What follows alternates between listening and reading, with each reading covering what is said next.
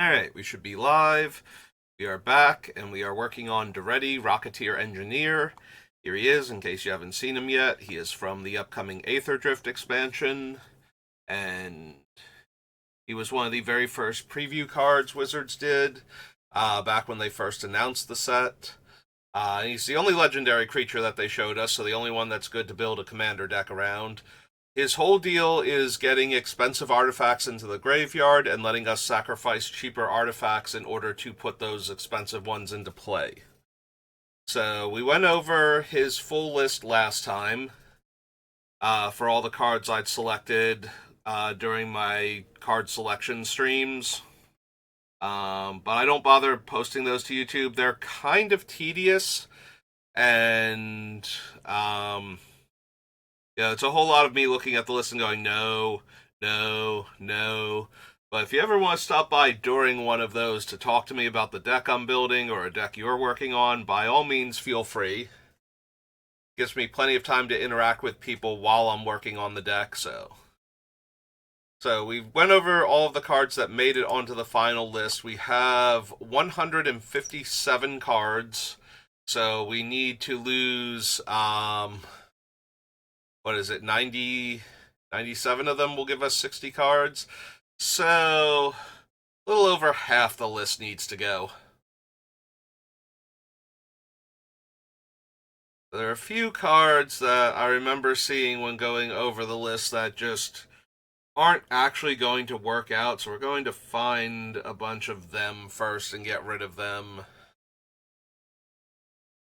Then come back, and then start looking at... We'll probably have to do like a sub-list for his mana rocks, because there are a whole lot of them on the list, but obviously we don't have room for all of them, so...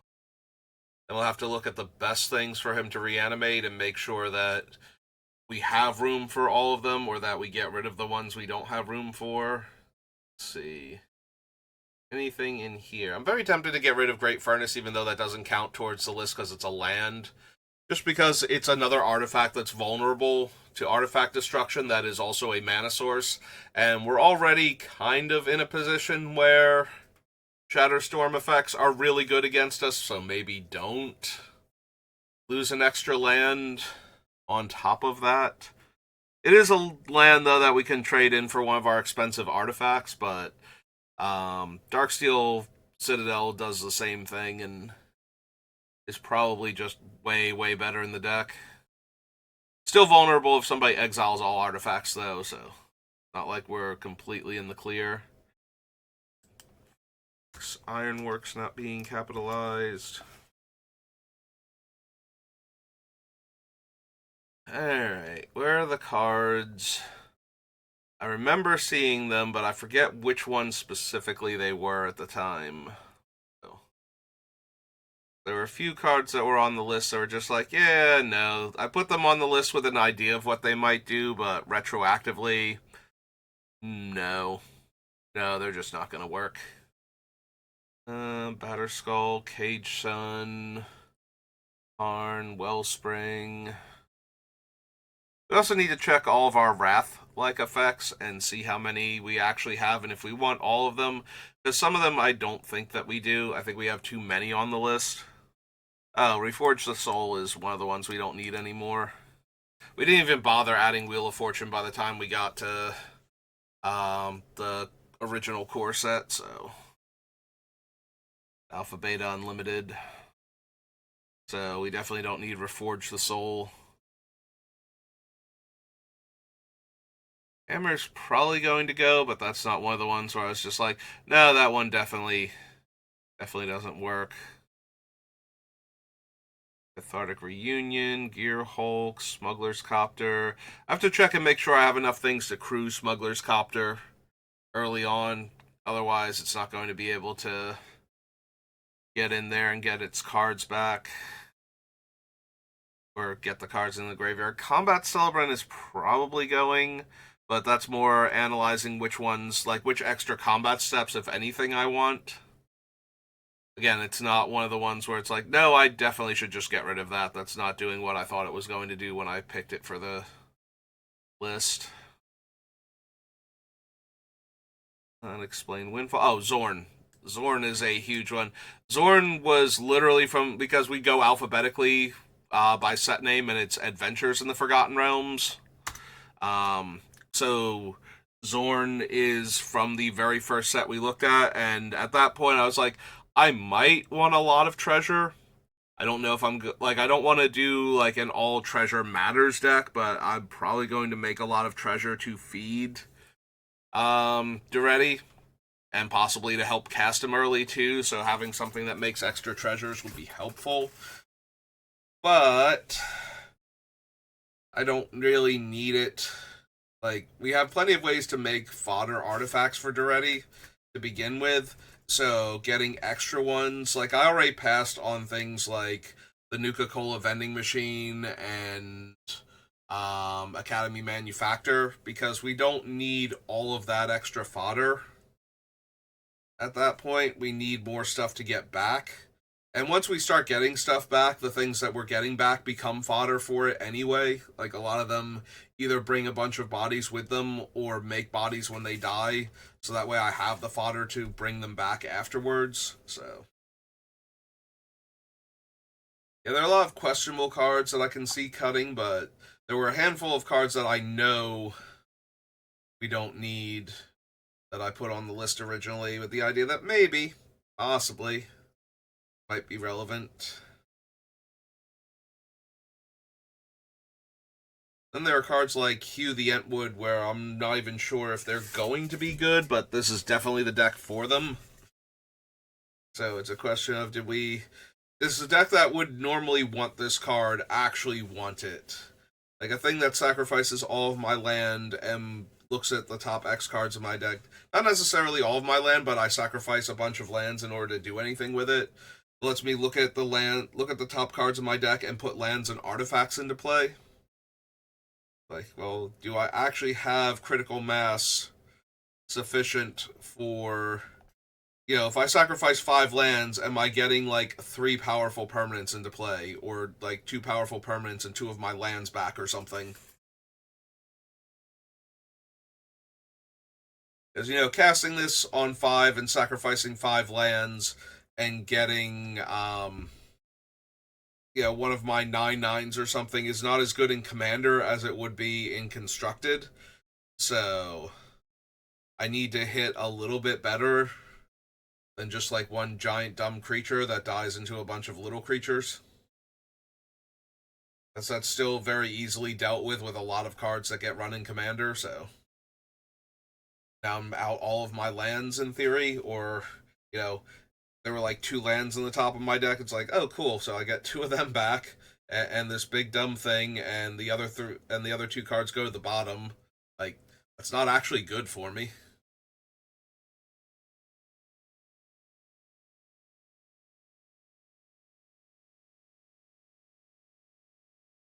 Yeah, I gotta believe the SharePot's gonna go. Like, if I'm gonna run SharePot, I probably would want Boombox instead.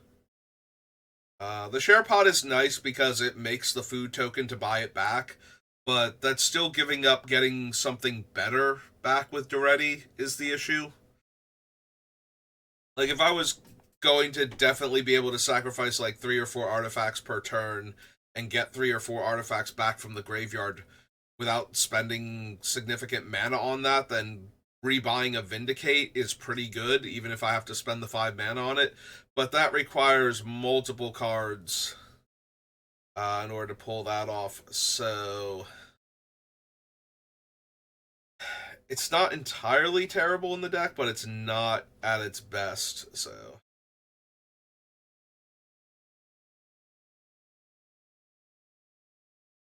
did I just put Avatar, the last Airbender here?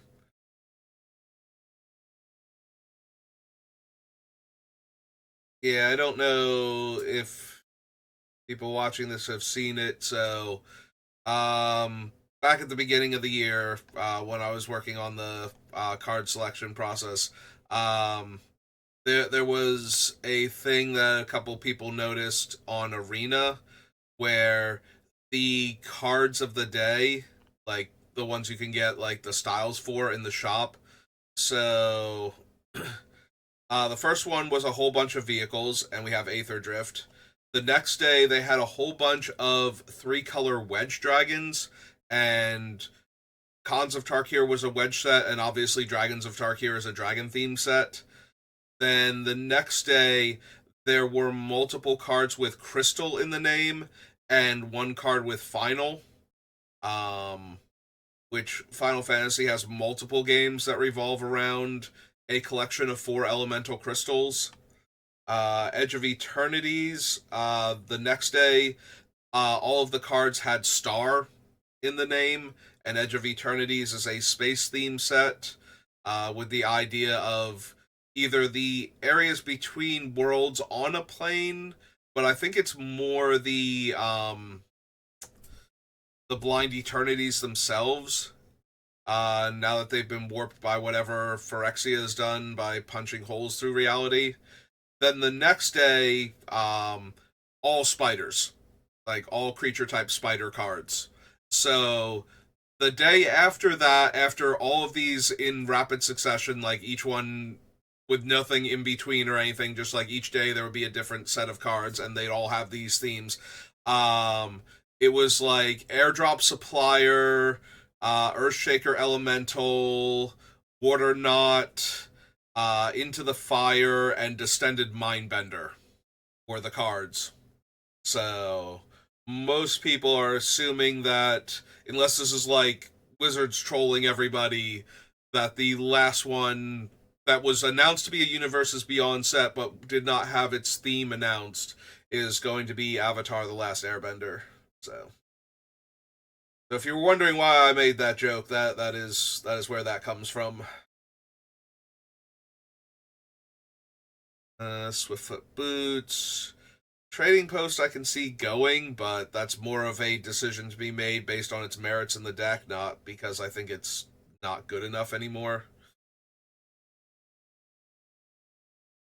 Broker, Goblin Engineer. Yeah, all of these I have to decide based on their relative power level in the deck and whatnot. Commander, thanks to doing all of the Commander decks together, the actual Commander sets, I think there are a few cards we can get rid of. Because all of them would have been fairly early on in the process. There's like one or two that... Loyal Apprentice we don't need. It's another one of those steady supply of fodder for Daretti, but we don't need that. Unstable Obelisk is close to being that. Like, I don't think we necessarily need it. Dual Retrofitter Foundry. Is that a lowercase j? Or is that just my screen?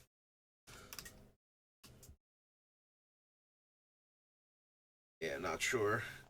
Looks right now, so I think it was a lowercase j.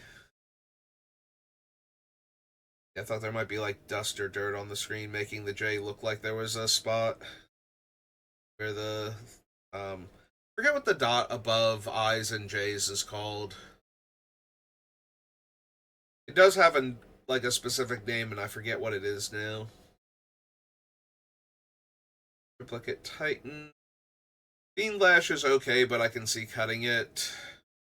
Selective Obliteration. I think we have enough other Wrath variants, and I don't think we need all of them.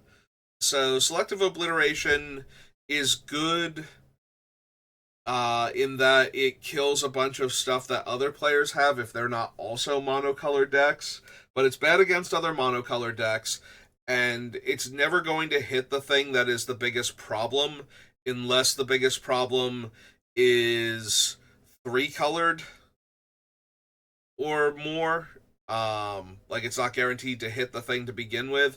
Also, if the opponent's not like three colored or something, then we're going to kill like a couple. Like, we're going to kill all their gold cards and like a couple of their things, and they're going to keep the best stuff of the other color that they have. Like, it's not terrible in the deck, but we have so many things there, and they're playing in the same space too. There are things like Ugin the Spirit Dragon and All Is Dust and like cards like that. So we're not getting things with this one that we weren't getting with those anyway. I did like it because it's killing a bunch of our opponent's stuff and never killing our stuff without somebody literally changing the color of permanents we control. And only some of them.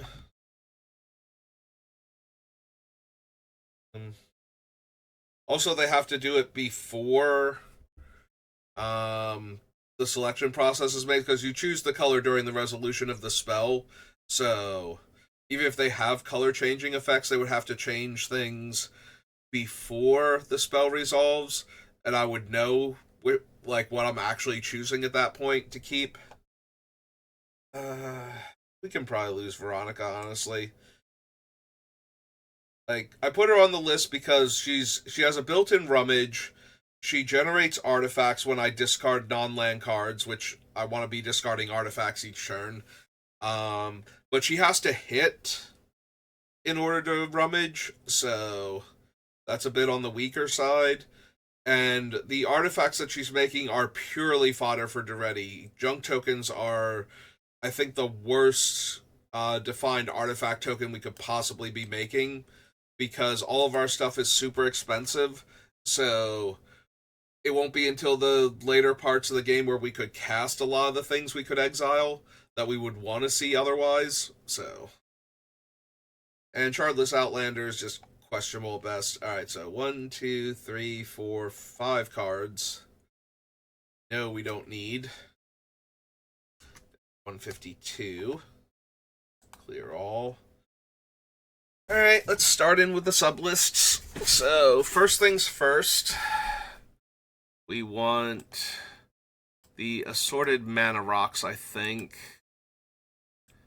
Of course, I managed to get another card name in between each of the Alpha Beta Unlimited mana rocks. Alright, yes, to Felwar Stone, Fire Diamond, Mindstone, Ancient Tomb, Scroll Rack, Worn Power Stone, yes.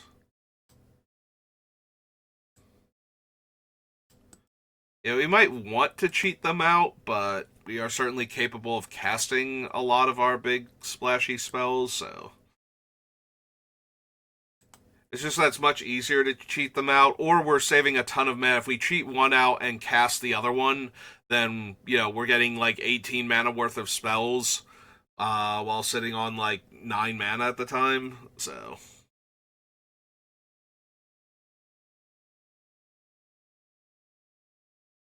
do you still consider that a fine series of events?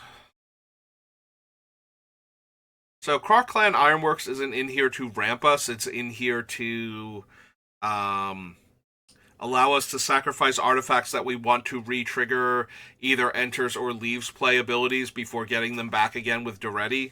So yeah, while Croc Clan Ironworks does generate mana, it's not in here to generate mana, so I don't consider it one of these. I consider it like more like a combo enabler than anything else. If anything, Wayfarer's Bauble is a bit more of a... It is a ramp spell, even if it's not a mana rock, so...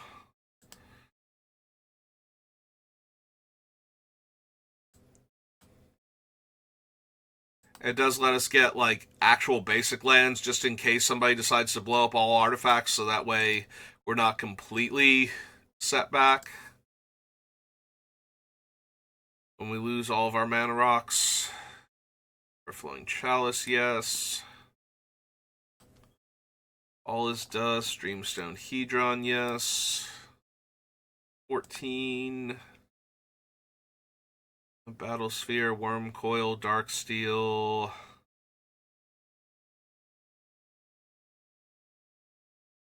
Yeah, so Mycosynth doesn't ramp us. What Mycosynth does is make sure we hit our land drops, which is fine, but it's not quite the same. I do think we add Cage Sun because its primary reason for being in here, we don't have a lot of red creatures.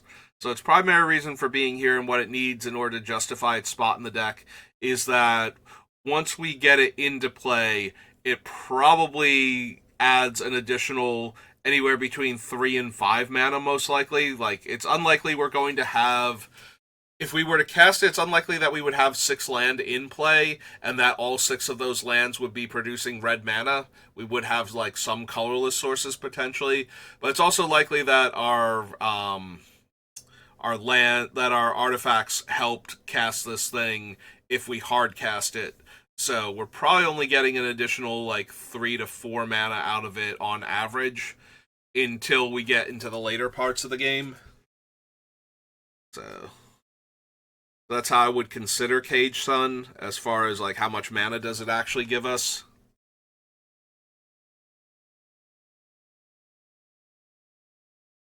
Now, granted, it's like if we can get enough lands into play, it will keep making more and more additional mana, so it scales. But I prefer to look at it as like, what are we most likely doing? Like, if our deck is firing on all cylinders, we're not putting a ton of extra mountains into play.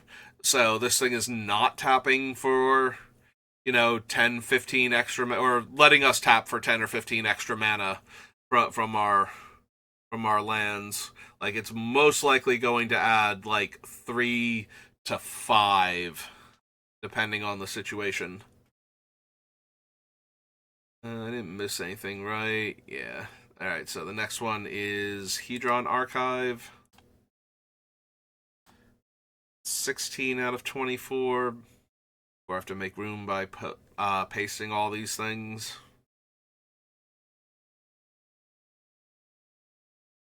Oh, right. Implements, I just kind of passed over that. That one can probably go. I got distracted by Servo Schematic when we got down here as like one of the cards. But yeah, Implement of Combustion can probably go. Inspiring Statuary can also probably go. We'll get to those in a minute, I think. Let's finish up collecting all of our things first. All of our artifact mana ramp.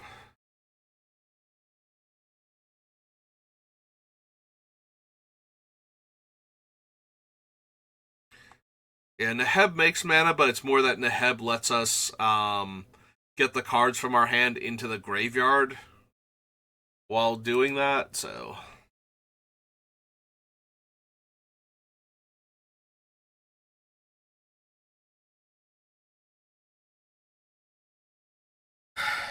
So, Magda and Ragavan, especially, Goldspan Dragon to a lesser extent, are in here to put more artifact mana sources into play with the idea that we will either use them for mana early on or as sacrifice fodder for Daretti.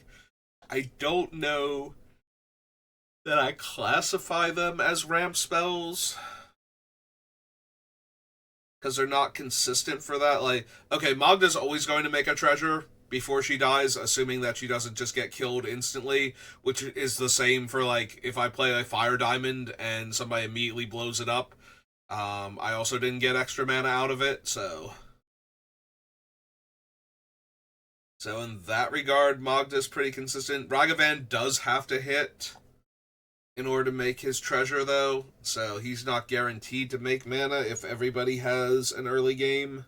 Obviously, it just takes one opponent stumbling or, playing a bunch of setup cards early on. But that also means that Ragavan has to show up early. Like, if we top deck him in the mid to late game, he's not necessarily getting through for damage, and that means he's not making treasure, so I don't know if I classify these as ramp cards then. They can certainly function as them at times, but they're not guaranteed to, is the issue. Alright, the Celestis is definitely a mana rock, so we'll grab that one. 17.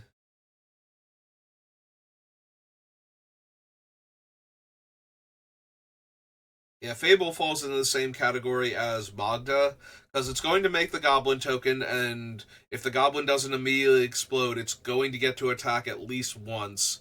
So it's good for the 1 free mana or the 1 artifact to sacrifice to Daretti. but that's all we're guaranteed to get out of it. Everything else is kind of like, I don't know if that's going to happen or not.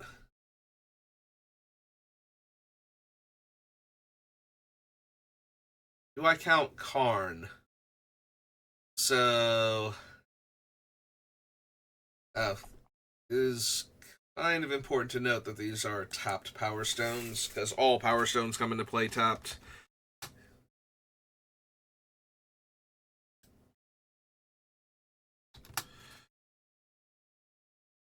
Um, so Karn is in here to plus to make Power Stones first and to do the other things second, which might actually make him more of a cut than anything else, rather than treating him like a, because he's effectively a 4 mana rock that adds 1, but every turn he keeps making another tapped Power Stone to back that up. So eventually you'll just be knee deep in Power Stones and he'll have generated a ton of mana for you. Do we count him? Like, Horn Stoneseeker is definitely in here to make a mana rock and whatnot, but he might just be too low impact. Maybe I'm cutting him. It might be that I'm cutting Karn too, under that mentality.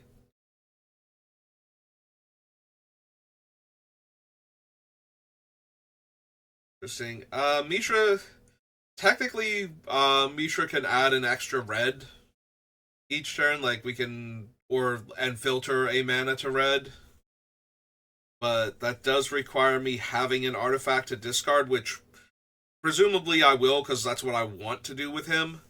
But it's still only adding +1 mana, and his primary purpose for being in the deck is to get our expensive artifacts into the graveyard, while letting us do other things, including not even effectively costing us any mana to do it because of his other ability. So, Slagstone Refinery is meant to make sure that we have a steady stream of sacrificial artifacts, including if somebody board wipes us. Um, like, even if we got hit by Farewell, as long as this thing was in play at the time, we would get a pile of Power Stones in exchange for all the artifacts we just lost. So it does work even through a Wrath effect. Um, if it's specifically Farewell, though, we might also not have a graveyard to get the things back, but, you know, we're already struggling to rebuild after having our board wiped by a Farewell in this scenario. The idea that we only have to get the expensive artifact into the graveyard and Daretti back onto the table and we'll be good to go is enough. Mightstone and Weakstone can tap for mana, but they're actually in here for the versatility of their comes into play ability. The fact that they could tap for some mana before I sacrifice them to Daretti to get back a different thing is more gravy than anything else.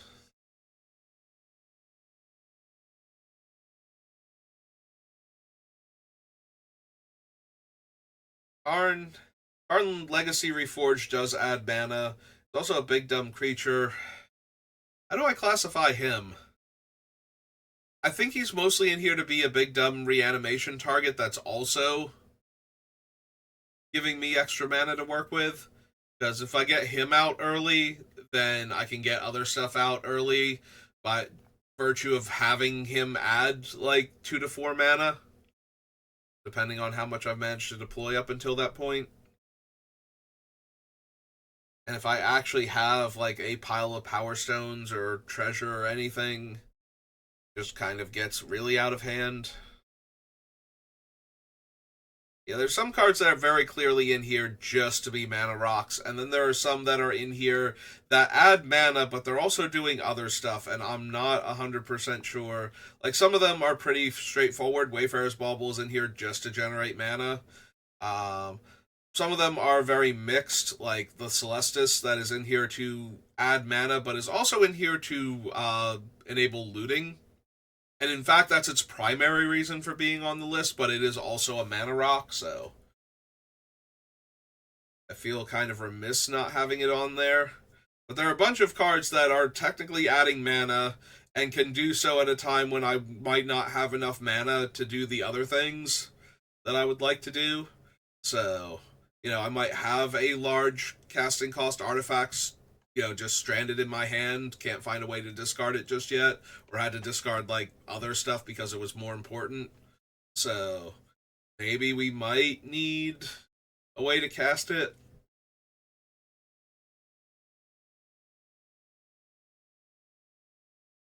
Also, doing things like casting it, getting it countered, and then immediately playing it back from the graveyard with Daretti are definitely things where it's like, okay, we're gonna take a stab, see if I get it out for free, or for the casting cost rather, and if I don't, I can get it back basically for free.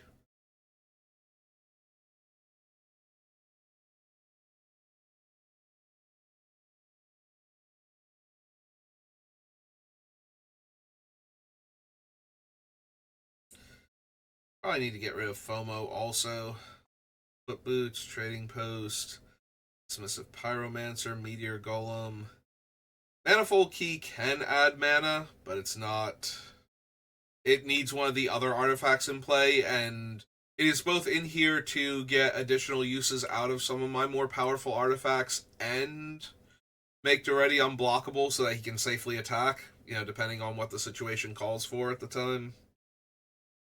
What the situation calls for at the time, that's kind of redundant. Yeah, now gotta stay focused and awake now.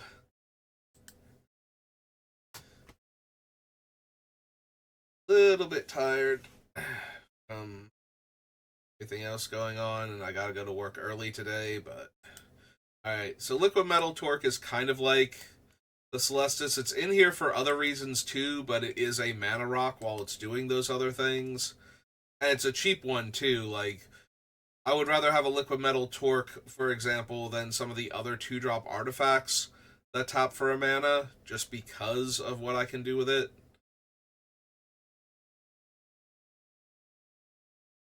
That's kind of important that I, include it with the artifact mana just to make sure. Let's see. Arcane Signet, definitely. It's up to 19. Stable Obelisk is 20. Coveted Jewel is 21.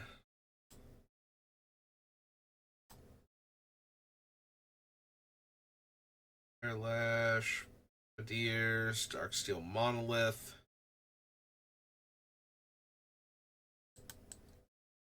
Scepter is 22. Ooh, did not mean to cut it. Go back on there, Scepter. Screwdriver is 23. Yeah, unlike Manifold Key, this one directly taps for mana in addition to all of the other things it can do, including functioning similar to Manifold Key, both the ability to untap the artifact for 1 in tap and the ability to make a creature unblockable for 3 in tap. But for the extra 1 mana or extra 2 mana investment, it also becomes a mana rock and gives us a 2-tap Scry 1 ability, which are not nothing, so I feel the need to include them. Alright, so these are our ramp cards.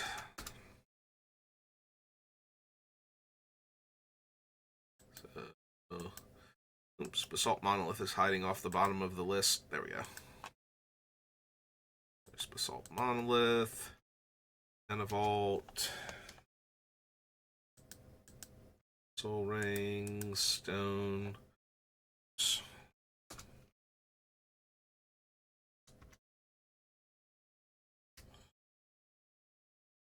Felwar Stone, Fire Diamond,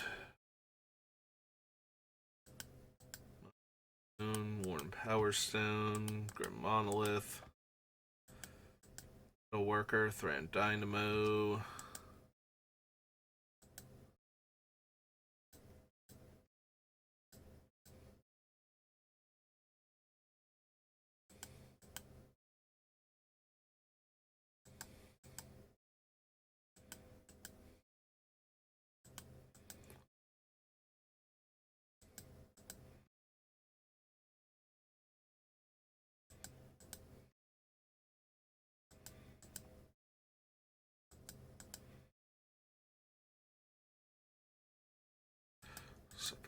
Eternal Glory, and the Sonic Screwdriver. Alright, clear all. I gotta be honest, I think the Unstable Obelisk can go. It's worse for destroying problematic permanents than Bumbleflower Share Pot is, and I'm already thinking about cutting the Share Pot, so something that costs more to activate, more to cast, doesn't give us the artifact needed to help replace it, and all it's giving us in return is that it's an overpriced mana rock the rest of the time. Probably just needs to go.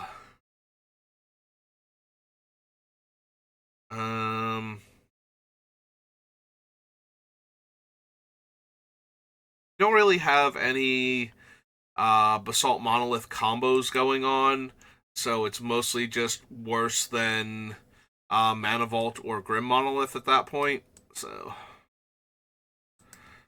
just cut that. Fire Diamond comes into play tapped, so that one's probably not going to stay.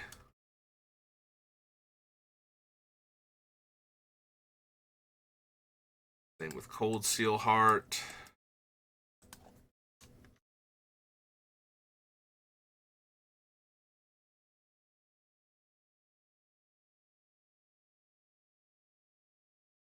Yeah, I think we get rid of those four, then start focusing on other parts of the list first.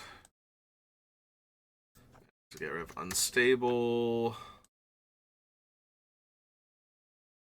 Let's find the first Cold Steel Heart.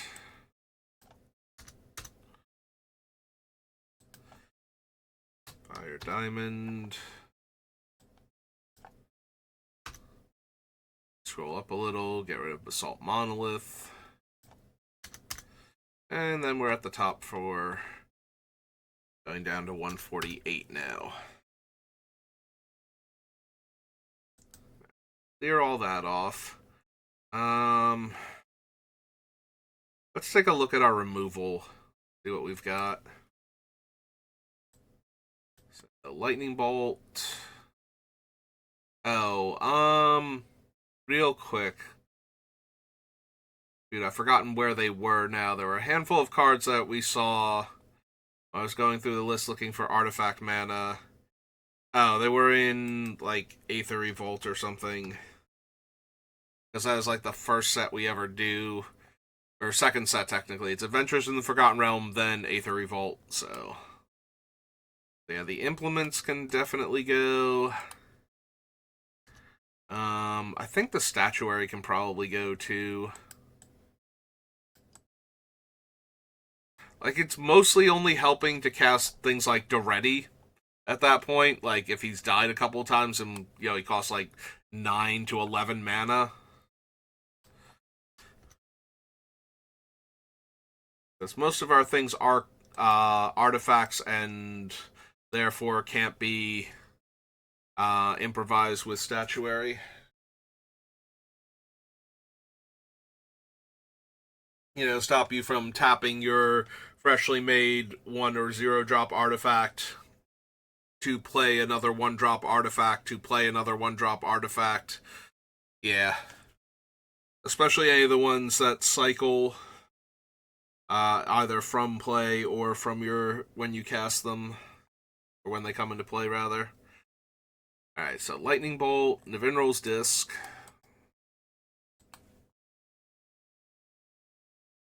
Fisher is on the list. Cinder Cloud.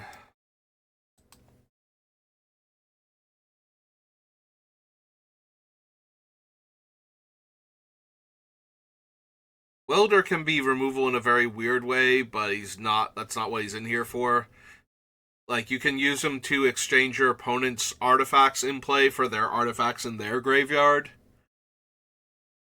And that still works, but first they have to have an artifact you don't mind giving them back, and second it has to be better for you to do that than to recur your own artifacts in a deck specifically designed to recur its own artifacts, so... I have to believe that most of the time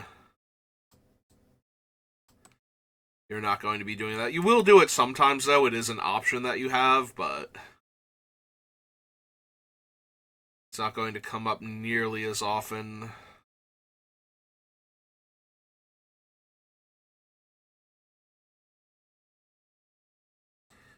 Lightning Axe. Up to 7. Cauldron.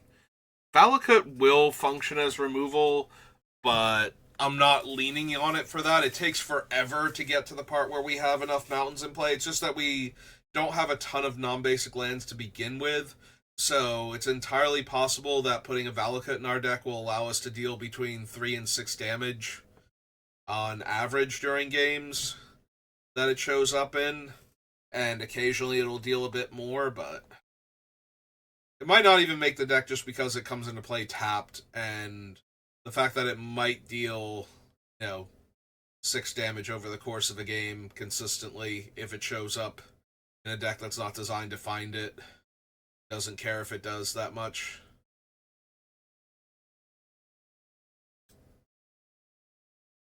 Right. All is Dust, Galvanic Blast.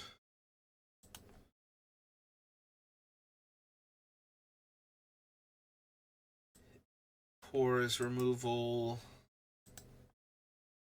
Works, Revoker, Spine is removal.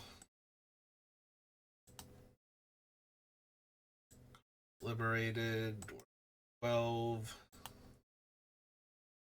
Faithless Looting, Conjurer's Closet, Museum Mortars is removal.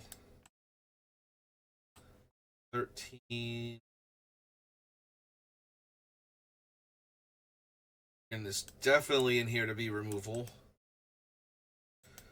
Whether it's from his colorless Lightning Bolt or his -X.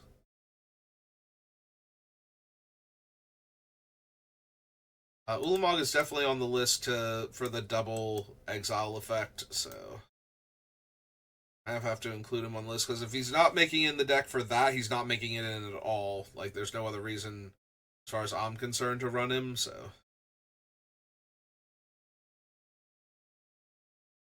Post, Temporal Gateway, Heb, Recleave, Mastery, Unexpected Windfall.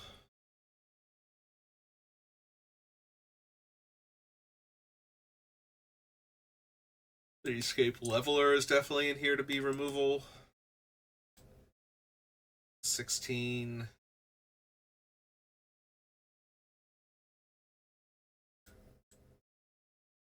I would count Portal as removal. Not only because it sacks the 3 creatures when it comes into play, like makes all the opponents sacrifice 3 creatures when it comes into play, but we can also sacrifice the portal and bring it back to keep doing that until the opponents are completely out of creatures. So it's not just removal in that, yeah, technically when it comes in it removes some creatures, and then afterwards it just churns out like your best thing from the graveyard. It actually is removal, because we can just keep sacrificing it and then bringing it back later. Like, upkeep comes around, we pull back a creature with it, then we go to combat, we sack it to Daretti, and then next turn we can pull it back, assuming that we don't have any of the other ways to put a thing into the graveyard and pull it back out in the same turn. Otherwise, it's doing even better. So, Mightstone Weakstone is in here to be card draw and removal, so I do think I have to consider it part of the removal package. Because if it's not good enough as card draw, and if it's not good enough as removal, then it's probably not worth it. Just because it's like a little bit of card draw, a little bit of removal, a little bit of mana ramp once it's in play. Like, it's doing a whole lot of things okay, and the question then becomes, well, is it doing any one thing well enough, or all of the things well enough? Like, if it's doing one thing well enough that it's technically that, and it can be the other things, and that's fine. We just count it as that and that only. Or if it's doing all of the things well but not great, then maybe it still makes it in. But if it's doing all the things medium and not great, then we probably just need something that does the one thing, something that does the other thing, and a third thing doing the third thing. More than we want that one card all by itself.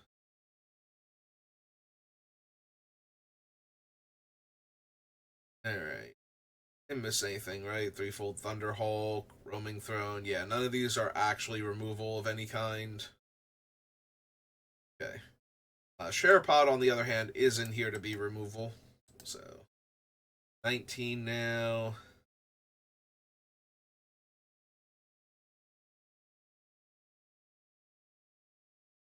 Dismissive Pyromancer. Meteor Golem is definitely removal. Deal Broker. Here. Recombiner. Pyromancer, no. It's the Impossible. Reniform. Karlach. Chaos Warp is removal. So we're up to 21. Got room for 3 more removal spells before I have to put everything else on the bottom. I think I have to count Treasure Nabber as removal. The problem is that I don't have a ton of control over it removing stuff. So it's kind of weird in that regard. So every time an opponent taps a mana rock for mana, I gain control of that mana rock and untap it until the end of my next turn, which gives me time to sacrifice the newly gifted artifact to Daretti in order to get his trigger, so...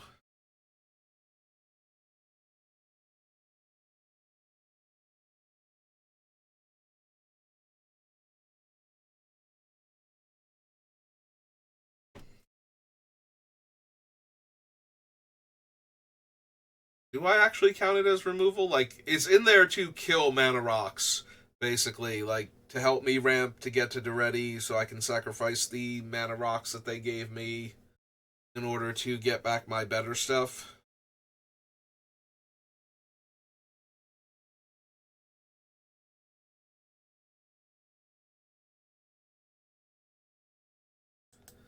I suppose it technically is.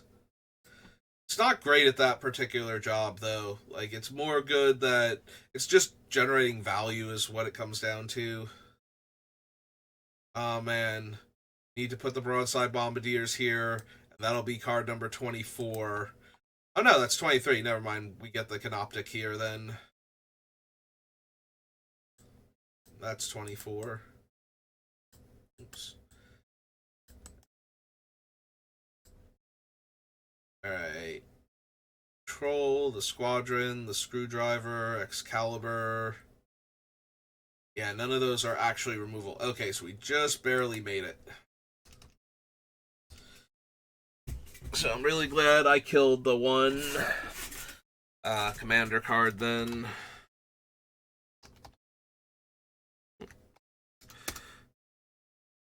So we would have had to come back for Canoptic. Alright, Lightning Bolt, Nev's Disc, Fisher, Cinder Cloud, Duplicant, Stone,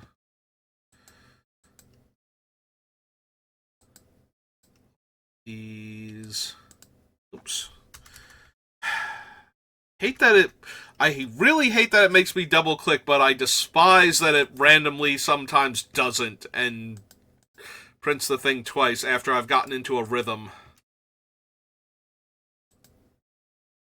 And no, paste all does not seem to paste everything either, which is another obnoxious thing.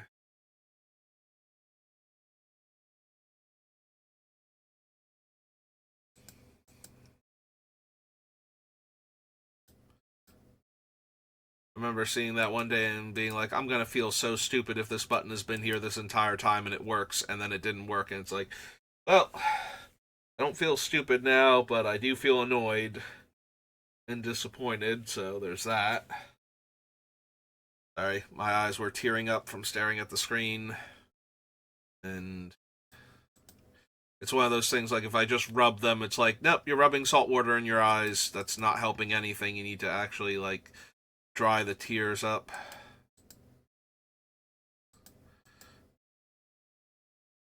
Find a tissue. Okay, and that's everybody. So, who's terrible at killing things? Because we do have a ton of cards here to work with, and we do not have room for all of them. So, I'm thinking, like, just off the top of my head, the share pot almost definitely goes. Everything else is too efficient at what it's doing.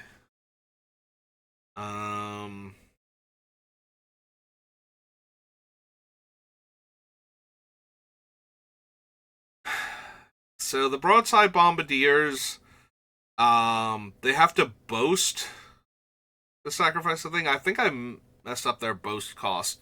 I think it's more than sacrifice a thing, isn't it? It's also like some amount of mana. Oh no, it's not. It's just boast sacrifice. Yeah, the only cost to boast is sacrificing the other thing. Okay.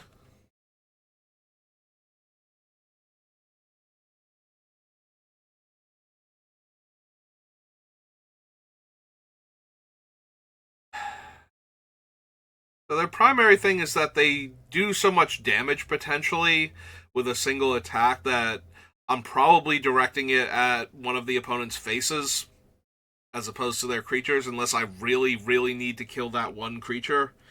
And I think I have enough other stuff to kill the one creature.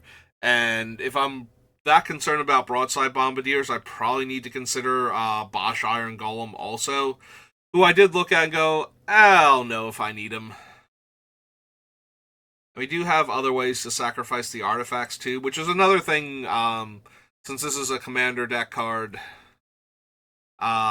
we would have seen it pretty early in the card selection process. So having ways to sacrifice the artifacts for good value to get them into the graveyard to get back with our commander again is kind of a thing that I'm concerned about. Like I want to be able to do that. So I want to make sure I had enough ways to do that.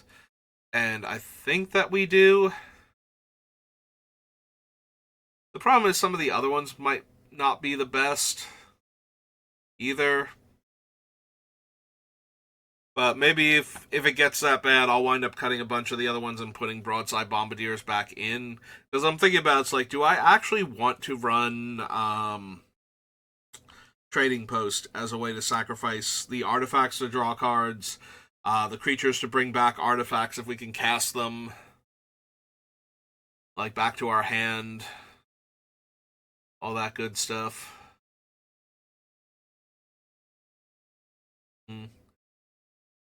I'd even forgotten that Ulamog was on the list, and I think we have enough other similar cards, but ones that we're able to cheat into play. Now, granted, cheating them into play and them only destroying one thing, like, we wouldn't be able to cheat Ulamog down anyway, but we would always get the two things when we cast him. We do have, like, one card that would cheat him into play. It's the Thran Gateway. Thran Temporal Gateway. But yeah, I don't think we necessarily need Ugin. Or need Ulamog. Sorry, Ugin was directly above him, and I just noticed that.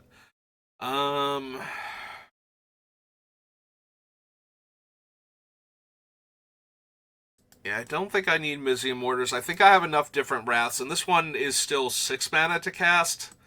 So, and some of the other things that would Wrath away lots of small creatures are in like the 7 mana casting cost, so I'm not sure I necessarily need Mortars at that point. And then it's a sorcery when as a 2 mana spell, so it's not great there. It's a sorcery all the time, but early on when it's 2 mana to kill one thing, it being a sorcery is a bit hurtful. Whereas in the later game, the 6 mana sorcery version, it's like, yeah, no, it's a Wrath. Of course it's a sorcery.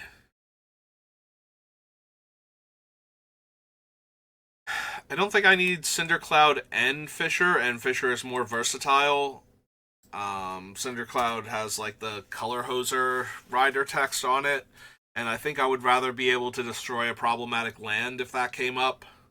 You know, somebody's holding off one of my 9/9s with a Mazavith or something. I'd rather have the Fisher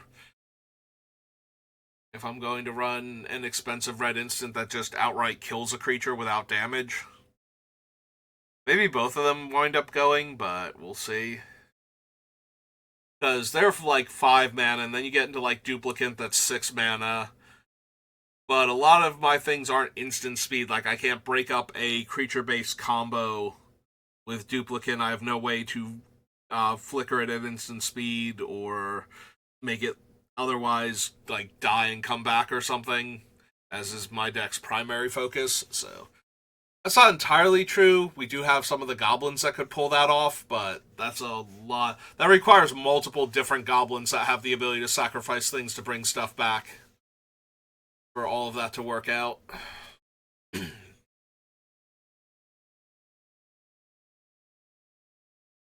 Alright, I think we cut those off the list for right now. And because we're closing in on the hour mark, and I do like to keep these to like an hour. So if we cross all these off the list, it's Bumbleflower, Broadside,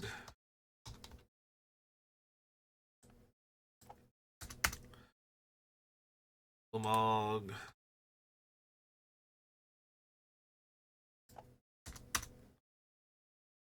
Museum,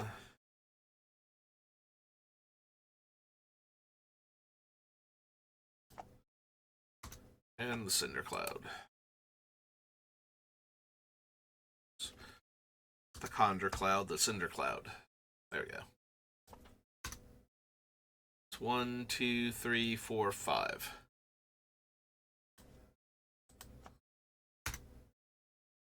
Alright, so clear all of those. Real quick.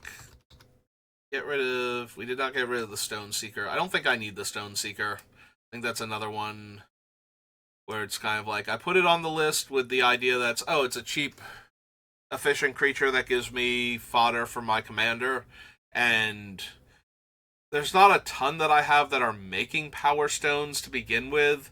Like, it's literally him, Refinery, and Karn, and the Mightstone Weakstone is a Power Stone. Oh, and the Thran Spider. But yeah, I don't think I actually need this thing, so... Might not need some of the other cards around it either, but I definitely don't need that one, so we're cutting that one out now. Alright, so we got it down to 140, so that's not bad. Usually I wind up, once we get a little deeper into the list, cutting like 10 or less cards per hour, so cutting like 16 in an hour is pretty good for me. So yeah, we'll call it there for right now. So thank you for watching, and I will see you next time. Have a good rest of your day.